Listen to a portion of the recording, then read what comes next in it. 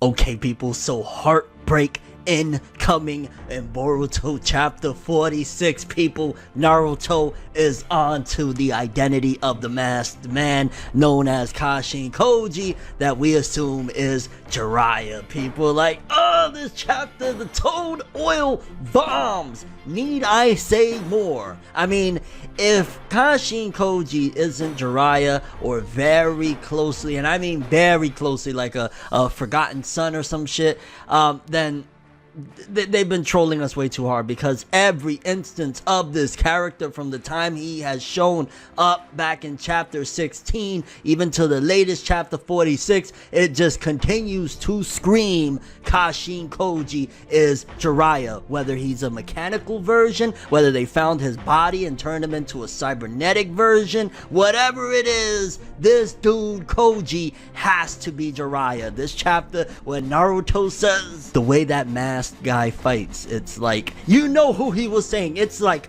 pervy freaking Sage, and oh, the heartbreak is gonna come in, whether it's that Koji dies in this battle against Ishiki, whether whatever it is, Naruto's heartbreak is going to be, it's gonna be tough.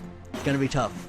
Let's talk about Boruto chapter 46, the month wait always. I'm actually legitimately very excited. I say we gonna do what we do, no matter how you move, make your move. That's how it be though. Okay, so the chapter kicks off from where the last one left off, with Kashin Koji versus Jigen, aka Ishiki Otsutsuki. And man, I ain't gonna lie, even in this fight, and obviously it was done purposely, a lot of the combat that we see Kashin Koji using against Ishiki, you know, like the toad oil bombs, that alone right there, when I saw it, before we even got Naruto's reaction to it, I immediately thought, wait a minute, he's using more toad battle techniques and Naruto's watching. Naruto's gonna catch on. And just the fight alone, I was very pleasantly surprised and excited to see just all the hand-to-hand combat. Like, that's some of the stuff that I miss from Naruto, seeing them just throwing hands, that Rock Lee vibe, and seeing Koji versus Jigen in this battle, or Ishiki Otsutsuki. It was just like, man, the combat, the day in the year 2583 that this shit gets animated, boy, it's going to be exciting, because this chapter just made the fucking fight look fire. I mean, the cover page alone speaks volumes when you see Koji with the Boruto title in flames. Like, yeah, he used a flame technique, but no, the fight was flames, the chapter was flames. Kashin Koji is flames. Some of the dialogue was very interesting too, like the choice of words and whatnot, because Ishiki tells Koji, you're a pathetic man, you're nothing but a tool used by Amado. Him referring to him as a man alone, because he could have just said you're a pathetic machine, you're a pathetic robot, you're a pathetic whatever. The fact that he referred to him as a man, definitely, once again, because he did say, you know, I was created. So what part does it go to created, and how much does Koji even really know about himself? Really, the man that has all the answers as to exactly what Kashin Koji is and who he is Amado. He's the one that really has all the answers to exactly who and what Kashin Koji is. I mean, again, we've seen in the past with somebody like Delta that, yeah, Delta was clearly a robot. There was a bunch of her that were laying around and shit like that. But it could be different with Koji. It could be that Koji was, again, they used part of Jiraiya's body and mixed it up or something like that. So we don't know exactly everything there is to know about Koji, other than he's probably a cybernetic being, because again, Amado, I don't know how much I trust him right now. Like, even in this chapter alone, like, while he's giving information, he's like, yo, I need a signed, written, concealed form letting me know that I'm good here, I'm Gucci. Yeah, I don't need a pass to come through here, like I'm a resident now. And I was like, damn, yo, he really is scared, I ain't gonna lie. Like, he is scared to death of Ishiki Otsutsuki. The fact that he's like, yo, I won't say another word until y'all give me a permission slip to be here. I'm like, Amado, you playing hardball. Like, and once again, a display of Shikamaru. Like, I wouldn't be surprised. I don't know why. I'm starting to feel like it. If something is going to happen to Shikamaru in an attempt possibly to save Shikadai, because even after everything, once again, Amado is still like, until I get my written permission slip, I'm not letting go of Shikadai. I'm not letting, and it'd be dark as hell if Shikadai died, but I don't see any of the new generation. I don't think they would allow, like, the new generation, especially, like, you know, Shikadai, to get his fucking head blown off. So, but the fact that they're continuing that, definitely it shows that, yeah, Amado, he's very, very smart, conniving, kind of dangerous, to be honest with you, very dangerous. Look at what he created with the Kara group. But also, it just makes me feel like, man, Shikamaru lost his temper already a couple different times. Very out of character for him. I wonder if there's going to be something happening to Shikamaru in the near future in an attempt to save his son. And before we even continue, I want to throw in a crazy theory up in here. Imagine, because again, you don't really know exactly where Amado lies. You know, he's giving information little by little, some of what we know, some of what we don't know and whatnot. But imagine at the last second, it turns that Kashin Koji is actually the true villain. Amado and Kashin Koji, the reason that they wanted to stop Ishiki Otsutsuki is simple, that they have their own agenda and their own plans to have either world domination or, you know, some crazy shit there. That would be insane, that like one of the biggest villains of the entire franchise turns out to be Jiraiya. Again, it could be nothing or whatever, but I had that thought pop into my mind, and I'm like, imagine like Naruto having to face off against his sensei, or just in general being on the opposition of his sensei. That would be insane. I mean, I know it's not Naruto's story, it's Boruto, but don't lie, you know you want to see that shit too. Say, fuck the new generation, just give us more Naruto with Jiraiya scenes. There we go. But there's a lot of parts that do make me feel like there's some good natured stuff to Koji, like when he's saying, you know, that's what shinobi are for. So he's still, if he is Jiraiya, is referring to himself as, no, I'm a shinobi. I'm still, you know, living by that code and shit like that. So there's a lot of variables there regarding what Koji is, or who he is, and what he stands for, and what the ultimate goals of Amado. I mean, he said, okay, he was created to kill Ishiki Otsutsuki, but is it to save the world, or... And I ain't gonna lie, once again referencing the toad oil bombs, when he uses the katon and then uses the toad oil bombs, 100% that was one of Jiraiya's things. Like, I just, what was it, last month I rewatched the Pain invasion, or the Pain Drive versus Pain fight, and he was using a lot of those toad oil techniques, and that's one of them. Like, there's no way in hell, honestly, at this particular point, with shit like that, going back to, again, chapter 16, where he said,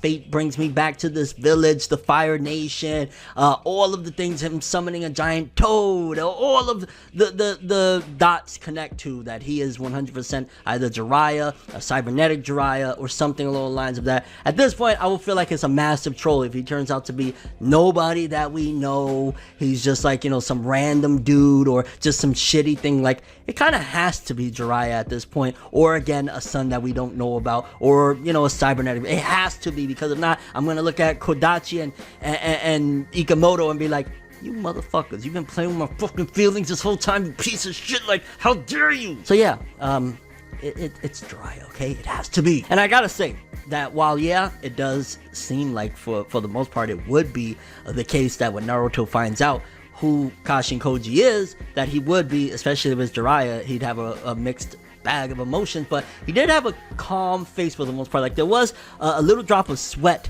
but he looked more like, I don't know if it was angry or something along the lines of that, when he says the lines, the way the masked guy fights. It's like, he kind of just looked real serious. So I guess because he's on the fence right now, he's not going to completely show his emotion. But I ain't gonna lie, I don't give a fuck when it comes to that situation. Throw the new generation to the side. I don't care. I don't want, like, maybe it would be cool in the anime for Boruto to be a part of that scene, because he got to meet Jiraiya in the time travel arc. But in terms of this, I want full-on interaction between the two of them. I want Jiraiya to say, I am proud of you. You've come a long way. I want all that. Just talking about that makes me want to shed a goddamn tear, okay? Like, they better not fuck this scene up. Like, this is an opportunity to do something that, no matter what you want to say, leave him dead, blah, blah, blah. We all want to see this shit, okay? Jiraiya's the Uncle Phil of Naruto. I don't give a fuck. Also, it was interesting how he was using the shadow clone jutsu in here. I mean, Jiraiya, of course, you know, most shinobi can do it, but just kind of felt like an homage to, like, the fact that his student at one given point, Naruto, was big on the shadow clone jutsu. The fact that he was using it very, very frequently in this battle against Ishiki. Then we get more into the mystery of the Otsutsuki and Ishiki and exactly what went down. So, seemingly, Kaguya, at some given point, whatever happened, which I do like to reference, and I don't know how much this is going to be canonical or whatever, but in the Shippuden anime, they did have a whole filler arc that was actually very, very good, and you know, even think about it right now. I might go rewatch it after I finish this video. But they had a whole filler arc that was explaining Kaguya's origins when she first came to Earth, how she was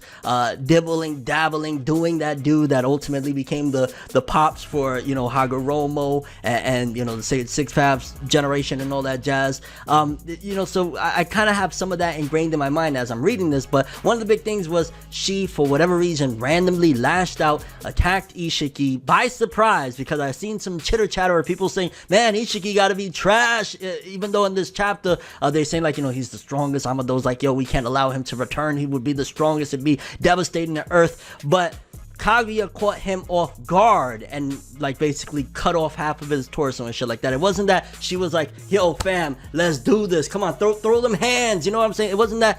It wasn't that. It was the fact that she, for whatever reason, whether it was the chakra fruit, maybe Ishiki was cheating on her, like, yo, he found some interesting Konoha booty and he was like, yo, she belonged to the leaf, fam, you know what I'm saying? And Kaguya went nuts and she was like, oh, bet, got you, and just attacked him. You know, maybe that's what led to her hooking up with a human being. Maybe Ishiki was the one that did it first. And man, the art when Ishiki is choking out Jigen, because we find out the truth of basically Jigen was some regular monk around the way, and on his essential deathbed almost, when Ishiki was like, you know, completely wrecked by Kaguya, he found this monk and he started strangling the shit out of him. And opposed to what he's trying to do with Kawaki, opposed to what Momoshiki is trying to do with Boruto, and we'll get to that too, that freaking creepy ass look of Momoshiki's head on Boruto's body. But opposed to those two different things, he actually turned little, used that technique that turns him into like the atom, and went inside and was controlling his brain function. So it wasn't that he immediately just slapped the karma mark and called it a day. He actually, I guess, was like healing up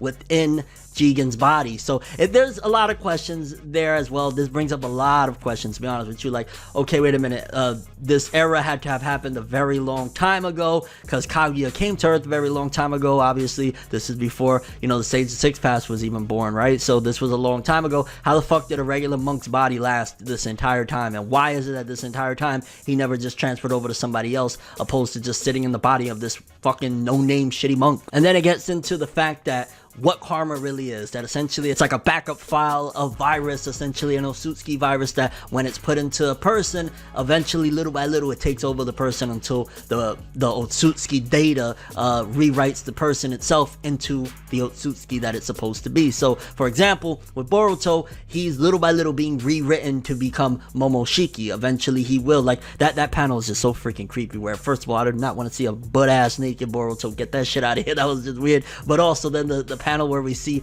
Boruto with Momoshiki's head, very, very freaky. But essentially that is what's happening. And seemingly, which it is odd that there's a karma mark on Jigen, you know, for Ishiki Otsutsuki, but then there's also a karma mark on Kawaki, and you know, it's a little complicated. I ain't gonna lie, it does get convoluted. It's not perfect by any means, but it is interesting. And Amado saying that, like, yeah, let's just kill Boruto right now to rid ourselves of the problem. And Naruto's like, fam, that's my seed right there, you bugging, you wildin', you know what I'm saying? Like, yeah, that's not gonna happen. But it is interesting because we know, even during a time skip, that Boruto and Kawaki are still rocking the karma mark. In fact, it's way more advanced and they got a grasp of it. So I'm wondering, in between, what happens? Like, are they able to extract the Otsutsuki parts of the data and just use the power up that the karma mark gets them? Or after that battle, like, who knows, that could be a battle that ultimately leads to, okay, after Boruto versus Kawaki, they weaken the shit, then one of them turns into an Otsutsuki, and maybe that final battle will lead to one of them or both of them turning into Otsutsuki, or the Otsutsuki parts of them being released, and then they have to double team and work together to take on these Otsutsuki karma marks. Or the Otsutsuki could have been taken care of by that point, but they still stood stuck with the karma mark. Maybe it stood a part of their body without the parts that it rewrites them into Otsutsuki. Although Amado did say, so long as there is karma, Otsutsuki will continue to revive. So the karma mark itself is basically a virus, and it's not that far off from what the curse seal mark that Orochimaru had, as I said in the video talking about the spoilers for this chapter. So it seems as though basically it's a glorified curse mark with the also overpowered Otsutsuki returning via it. And instead of like Orochimaru popping out from like the shoulder or whatever, they are basically rewriting your entire body's composition. Going back to the fight with Kashin Koji versus Jigen, it was interesting that Kashin Koji actually summoned real flames. Like, he's using so many different techniques, which honestly, Jiraiya, he did use the katon. I've seen quite a few instances of him using it, but this dude is very, very insistent with the fire, and it wasn't just like a jutsu fire. He actually summoned real flames, so that was a little bit of a difference.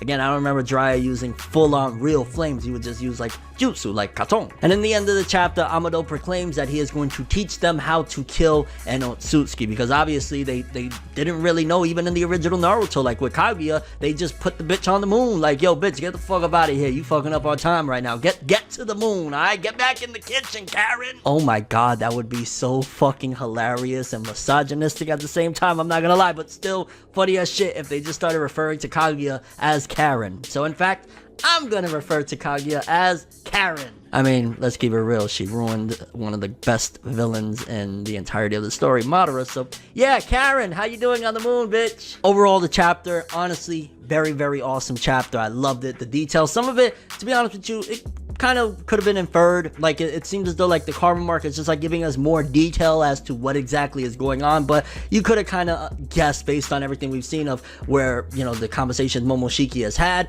and the fact that a few chapters ago Boruto basically straight up turned into Momoshiki for a bit, obviously not with the head the way they did it, drew it in this chapter or whatever, but you could have kind of inferred on that. But also, again, the suspicion is rising in Naruto now. He's caught on the trail to like, wait a minute, this masked motherfucker might be my sensei that passed away. What is going on here? So a lot of crazy shit. Curious what you guys think about all this. For starters, that scene that we see at the beginning of the manga where, you know, Boruto and Kabuki are older, what do you think is going on at that particular point, that they both are using karma mark? According to Amado, if the karma mark is still there, then that means the Otsutsuki have a way to come back. So do you think at that point it's evolved and the Otsutsuki are very close to returning? Or do you think at some given point in between now and then they figured out how to remove the Otsutsuki rewrite part from the code, I guess you would say, of the karma mark? Or, and do you think that basically after Boruto and Kawaki have their big Naruto versus Sasuke-esque battle, they're still going to have to face one of the Otsutsuki? That could be the case. Like, we could be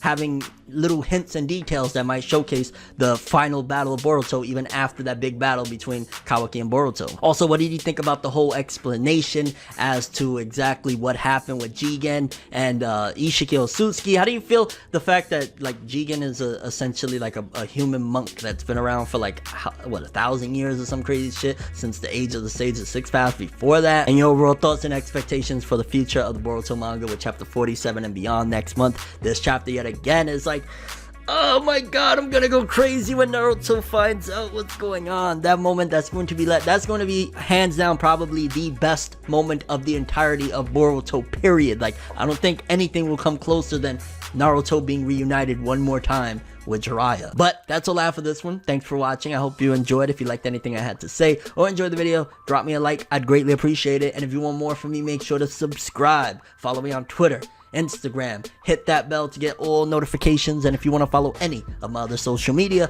links in the description below. I'm ForneverWorld, and as always, people, have an awesome day, and remember the golden rule: anime and manga for life, boy. Have an awesome day. Peace in. Another amazingly awesome chapter of Boruto, Kashin Koji, Ishiki Otsutsuki, Karen.